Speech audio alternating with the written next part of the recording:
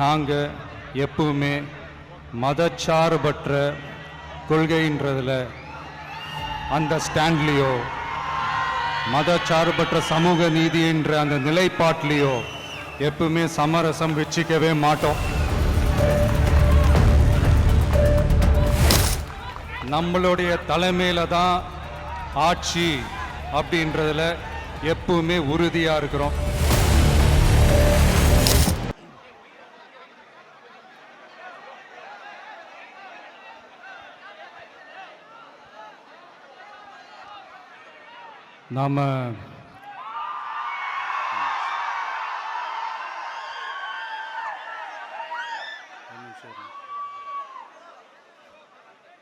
நாம் அரசியலுக்கு வந்ததிலிருந்தே நம்மளை பற்றி நிறையா சில வதந்திகள் எல்லாமே சொல்லிக்கிட்டு இருக்காங்க இல்லையா?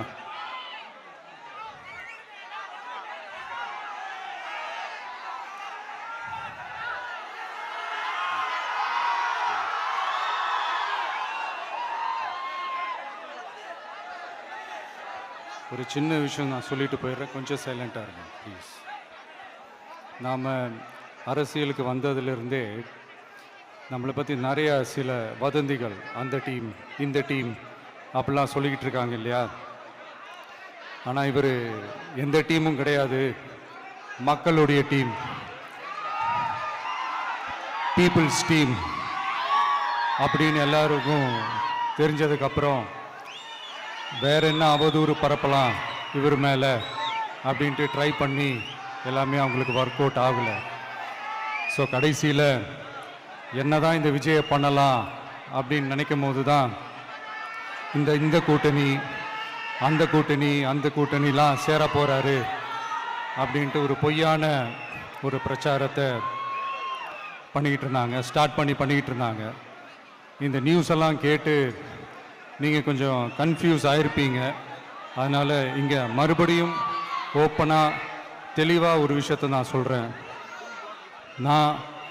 நாங்கள் எப்பவுமே மதச்சார்பற்ற கொள்கைன்றதில் அந்த ஸ்டாண்ட்லேயோ மதச்சார்பற்ற சமூக நீதின்ற அந்த நிலைப்பாட்டிலையோ எப்பவுமே சமரசம் வச்சுக்கவே மாட்டோம்.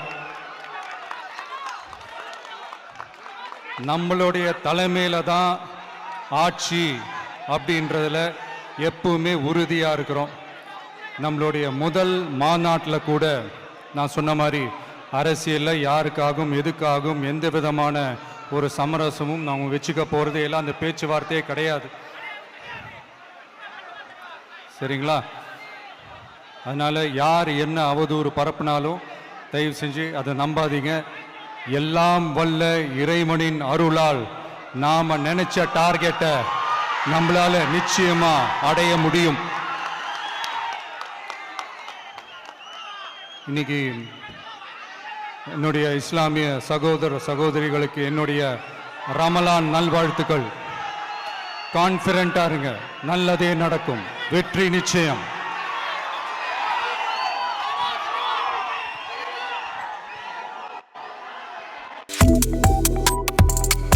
Subscribe to One India and never miss an update.